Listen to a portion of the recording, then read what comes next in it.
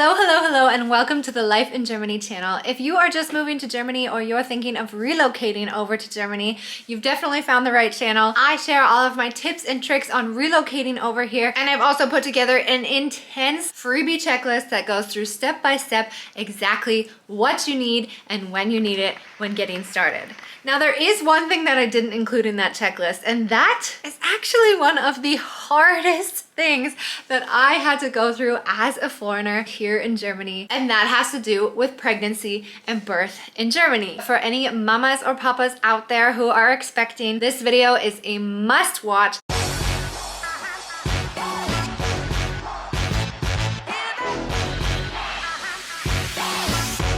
We are going to meet Elodie, who is the founder of Baby in Berlin. This is actually the first maternity concierge here in Germany. When I first thought of that term, I was like, maternity concierge? I mean, how hard can it really be?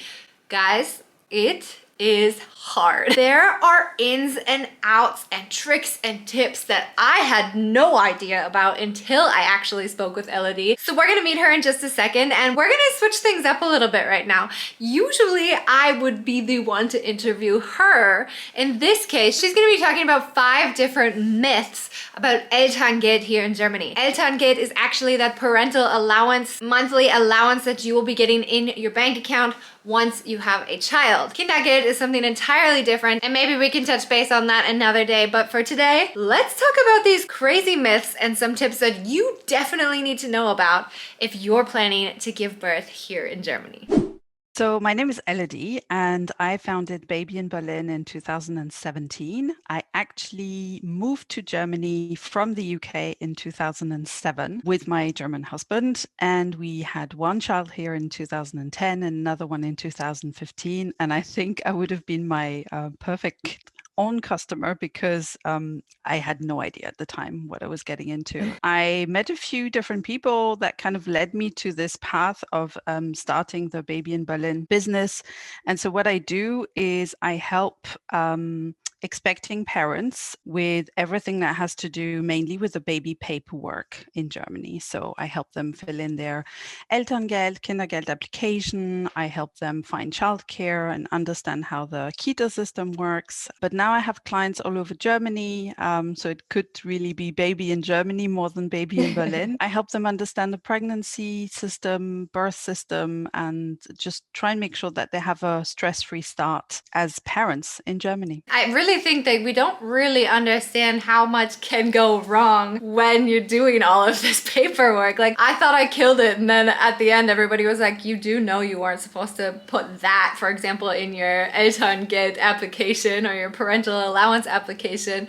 You were supposed to do this, this, and this. And so I ended up losing out on so much more money. You're gonna kind of just jump right in off the bat, and you're just gonna give us your top 5 myths that you commonly find that people are saying to you on a daily basis. Hit it. So the first myth or legend that I get from potential clients is that you need to live in Germany to be able to claim Elterngeld. You need to be a tax resident, but you don't need to live in Germany. I thought I'd give you a quick few examples of clients that I've had. So I've had clients who, for example, gave birth outside of Germany and still were able to claim the Elterngeld. I've had clients who spend most of their parental leave or all of their parental leave, so an entire year outside of Germany, and were still claiming Elterngeld, while still having tax residence in Germany, but claiming it. As you can see, there's a number of sort of constellations and different situations. I wanted actually to start with a disclaimer saying that, like, obviously everything depends on your situation. So, you might get people telling you, well, this is not true because this didn't work for me. But most typically, I would say, for the examples I just gave you, it worked, and those people were able to claim Elterngeld. And so you don't have to live in Germany and spend all of your time in Germany to be able to claim the Elterngeld. So it really never hurts to ask, right? Absolutely. And I think, for some of the clients who are unsure about it, we can have a quick call, and I can, even put a call to the Elterngeld office and ask about the particular situation. Obviously, before you actually actually send your application, you never know for sure, but it really doesn't hurt to apply and to check, what's your entitlement. Does everything run through the Jugendamt or would like the child services, or is there another area that they might be contacting in this regard? So for the Elterngeld specifically, it's the Elterngeldstelle, which is the Elterngeld office in the Jugendamt. So yes, in the child or youth office. Other benefits, like for example, the Kindergeld, it's a different office. In most Länder, it's called the Familienkasse, which is actually a branch of the job center. Can't get more confusing than that, right? Yep. All right, let's hit myth number 2. So the myth number 2 is that Elterngeld is based on your current income. So this is what I hear a lot of the time. That's actually not entirely true or not true. Elterngeld is based on either the last 12 months before the baby was born, or it's based on the last fiscal year, depending upon whether you're a freelancer or whether you're an employee, or whether you have mixed income, because some parents have both, income from employment and self-employment. But again, that can also be challenged. So for example, if you've suffered loss of income because of a pregnancy-related illness, or because of COVID, or you were receiving Mutterschaftsgeld, which is another benefit, which is the maternity leave benefit, or if you were receiving Elterngeld for an older child, you can actually skip those periods and go back in time to have a more beneficial Elterngeld calculation. Okay, so for freelancers and for employed, I guess this is a tough question, but for example, I'm freelance, and this is probably a mistake that I made because I automatically had to go with like the fiscal year before, but I didn't know if I had other options in that regard, and I made a lot more money leading up to the birth that I wish I had have been able to use so that I could have gotten more. Is that like, are you able to choose that? Not really. So actually what's relevant is the status that you've had in the previous roughly 18 months. It's typically from the start of the previous fiscal year. And if you've only been employed during that period, then you can choose to have the last 12 months before birth as the calculation period. But if you've had any income from self-employment, even if you're only employed by the time the baby comes, you can't choose to have the last 12 months. You have to choose the last fiscal year. So in your case, it was probably relevant to actually say we choose the last fiscal year, even though it was less beneficial because you probably earn less than, had you taken the last 12 months. Right. But in some cases, what you can do is, like I was saying, if the calculation period is not that beneficial, you can go back in time. I've just had a client actually like this who gave birth at the end of 2021 and had been employed for most of 2021 with a really good salary. But because she had some self-employment in 2020, the Elterngeld office chose to take 2020 as the calculation basis, but she earned actually very little, only a fraction of what she did in 2021. So sometimes there are some things you can do, but sometimes the law is what it is. And as you probably know, in Germany, rules are rules. So obviously you can already kind of start to see, even with just these first 2 myths, that it's not black and white, there's no easy answer. You really don't know how many kind of like holes you can crawl through and questions you can ask in order to find the appropriate answer that you're looking for. Like, I still have 101 questions from my birth with my son 3 years ago, and it's brutal. Oh my goodness. Had I have had you when I was pregnant. Well, sometimes there's nothing we can do. Sometimes, like I said, the rule is really doesn't work in your favor, and it really doesn't work for you. But there are so many things that you can do and that you can try and work around, that it's definitely worth talking through the possibilities and the options. And the reality is the Elterngeld offices, I mean, at least in Berlin, but I think all over Germany, are so swamped with requests that they just don't have time to give you advice and to really listen to everything.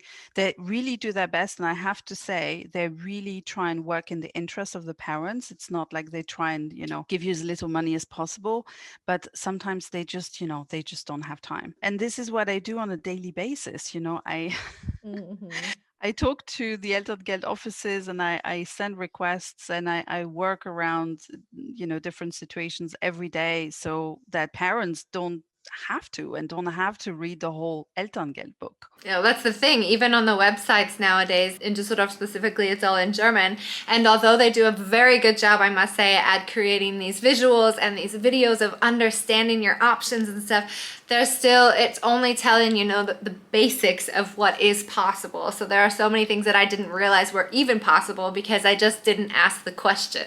And I think that that's kind of the biggest thing here is that people should know is that always having that second opinion is so worth it. So what do we have for myth number 3? So myth number 3 is one of my favorites. It's something that a lot of my clients come with during the consultation because they've asked colleagues and friends and neighbors about, their own Elterngeld plan. And most of my clients come and say, yeah, we know Elterngeld, it's 12 months for the mom and 2 months for the dad. I always say it really doesn't have to be this way. First of all, you have to make the difference between the parental leave, Elternzeit, which is actually 3 years per parent per child in Germany, which a lot of parents don't know about. Then the Elterngeld, in a lot of cases, and I would say maybe 95% of the cases that I deal with, the mom does take 12 months and the dad takes 2. But it is possible for the dad to take 12 and the mom to take 2, or to take 7, 7, 10, 4, 9, 5, or split it differently. We're only also talking about one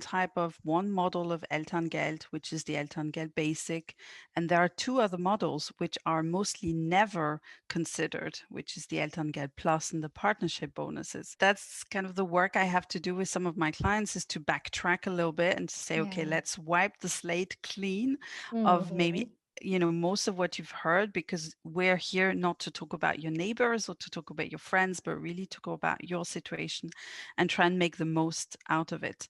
I'm really trying to break the bias against, the mom being the primary family carer. So I think it's, a great possibility in Germany to split this equally. Absolutely. My husband and I were also talking about that. If we were to have another kid, what would we do differently? And we actually did do the same. So we did the 12 months for me and the 2 months for him. I regret that now, looking back, realizing what opportunities we had. And now we said, okay, you know what? Maybe you should take more time off than me, since he's fully employed and I'm a freelancer. So I have a lot more, I guess, responsibility in the regard that I can't just shut things down right away. You know what I mean? Like it has to keep running. And he thought that was a great idea. So I think we're definitely going to get more creative with future baby number 2 one day. The only thing when I was looking into it with my son that I was always wondering about is, does the mom have to take the first month specifically, or can the dad take the first month? So it depends on the situation. Like, my answer is like always it depends. Yes. But if the mom is employed, she kind of has to take the first 2 months. Okay. Because if she's employed, she's entitled to the Mutterschaftsgeld, which is the maternity leave benefit. And that equals to 100% of her previous salary. And that actually supersedes the Elterngeld. So that's another thing that a lot of parents don't really understand, is that if you're employed, you don't have 14 months of Elterngeld Basic plus 2 months of Mutterschaftsgeld, but you have 14 months in total, including the two months of Mutterschaftsgeld. However, if you're a freelancer, there is no obligation for the mother to take the first month. Oh, okay. Well, there you go. A little benefit for me, at least. I mean, but as a freelancer, you also don't get the Mutterschaftsgeld, right? I can't remember. You can. It depends. Again, of course. You can get the Mutterschaftsgeld as a freelancer if you are with a public insurance and if you've signed up for the Krankengeldversicherung. So the Krankengeld, it's like a small top up. I think it's like less than 1%. It's like 0.4% or something of contributions that you have to do on top of the normal contributions. But it means that you get money when you're sick for more than 6 weeks. And you get Mutterschaftsgeld, and you also get the so-called Kinderkrankengeld. So you get money when your children are sick. I always recommend to my clients to say, get the Krankengeldversicherung, because it's just going to up your contributions by a little bit, but it's going to be so beneficial. And for those watching who are currently pregnant, watching this being like, shit, I didn't do that. Are they able to do it now, or do you have to do that then before you realize you're pregnant? Or some insurances say you have to be on their plan for 6 months before you can even use them. Is that similar, or again, would it depend based on the insurance? So, in my experience, it's possible to do it if you turn on this Krankengeldversicherung at least 6 weeks before the due date, Okay. because the Mutterschaftsgeld will be paid also 6 weeks before the due date. So Yeah. you already get money before the baby is born and for the 8 weeks after birth. So I've had many cases where my clients have, started this insurance, this extra insurance, when they were already 6, 7 months pregnant. But I have to say, I've had cases where the insurances were reluctant to do it, were pushing against it. So you really, really have to be assertive in Yeah. certain cases and really push it through. Another piece of advice I would give, if you have listeners in this situation who don't have the Krankengeldversicherung, who are pregnant and who would like to turn it on like whilst pregnant, Yeah. is to up their contributions, or to, how, I mean, the freelancers will recognize this. So you have to tell your health insurance how much you're earning roughly per month, Yeah. give them an estimate so that they can tell you how much your contributions will be. If by default you set your contributions really low and you say, oh, I give them a really low estimate and then they'll, if I earn more, then I'll pay them more later. Yeah. That's not a really cool thing for the Mutterschaftsgeld, because your Mutterschaftsgeld will be based on what you declared your estimate to be. So it's much better to actually up your contributions and to say, like to the closest that your income actually is on a monthly basis. So you'll pay more contributions, but you would have had to pay them anyway, but you get more Mutterschaftsgeld. Okay. Man, there's so much to consider. I'm like picking your brain like crazy here. Okay, let's try. What are we at? Myth number 4. So, well, the myth number 4 is actually what we just talked about, which is that the freelancers don't get any Mutterschaftsgeld, so maternity leave benefits, or no Elterngeld. Okay. Or that at least it doesn't make sense for them to claim any of this, because if they claim benefits, then they have to stop their business. I mean, this is what you just talked about, that, Yeah. you were a freelancer, you had to stop working, but it wasn't really possible. It's the whole conundrum of a freelancer. If you get those benefits, that you can't keep on working, or your business can't keep on working. And Right. obviously you don't want to put to bed something you've been working on, a business you've been working on for months or for years.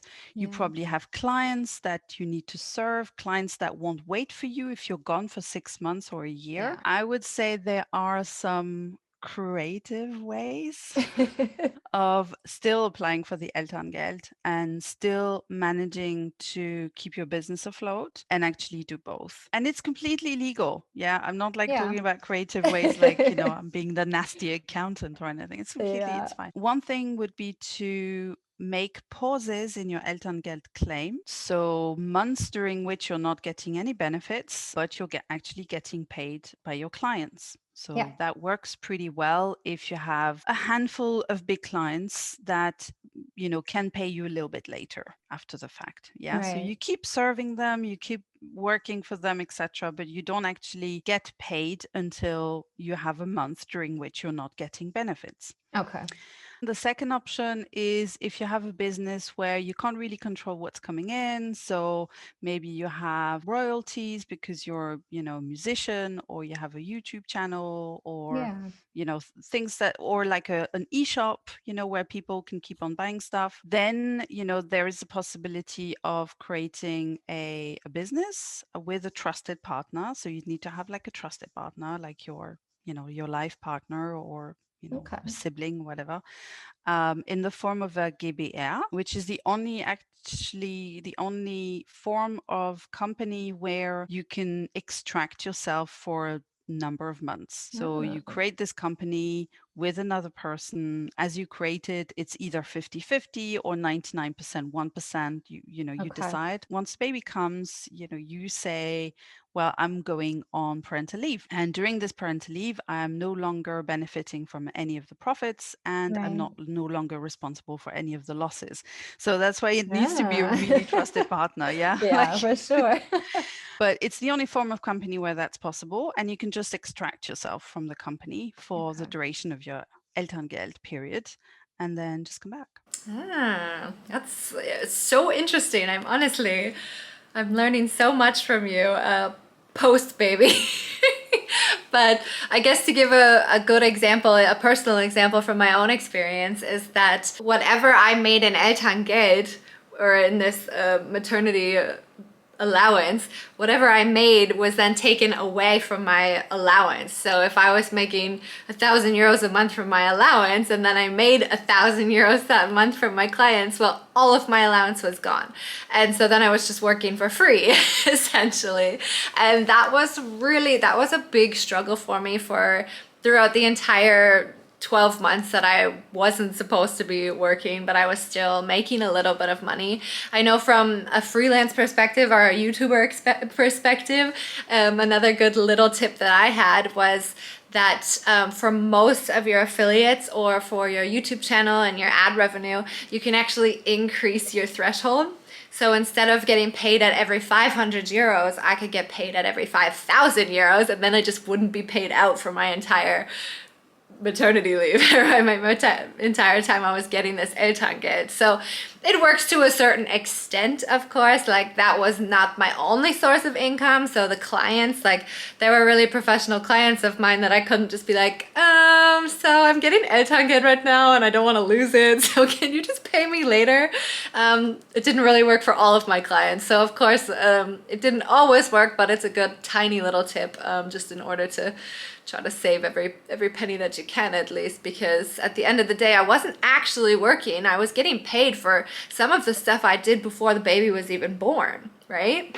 Yeah, totally. And it's, I mean, I think it's so unfair because it's, you're not actually pursuing income, you're not like, but you don't want to pull everything off the platform. Yeah. So I think that's a really, really great tip. Again, it depends on your situation, your sources of income, the type of clients you have. But, there could be some things that can be done. Doesn't always work. And, I can never guarantee that you're going to get the maximum benefit for the maximum amount of time and still be able to run the business as if you were still there.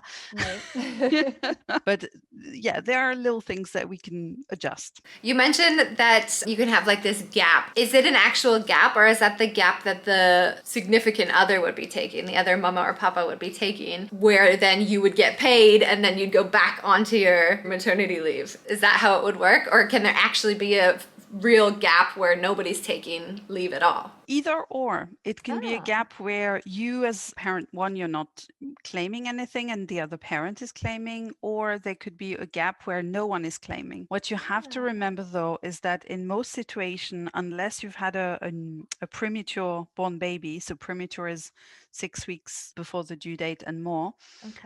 So unless you're in that situation, you cannot make any gaps where no one is claiming after the baby turns 14 months old. Not much wiggle room. Yeah, exactly. So you can't really say, oh, I'm going to take, 2 months on, 2 months off, 2 months on, 2 months off, because at some point you're going to hit the 14 months deadline pretty quickly.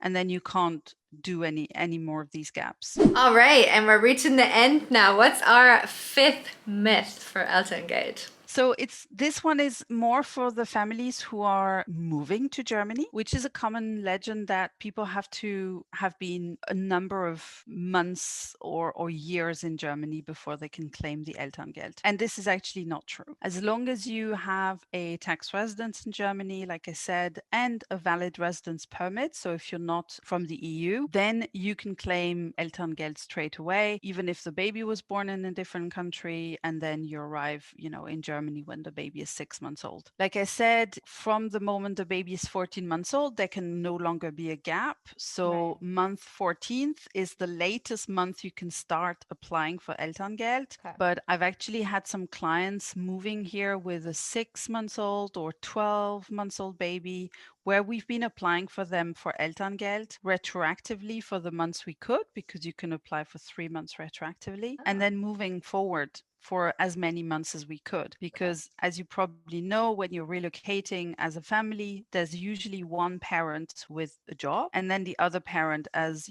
expat spouse. So it's really, useful for the other parent who doesn't have employment yet to be able to have a little bit of supplemental income.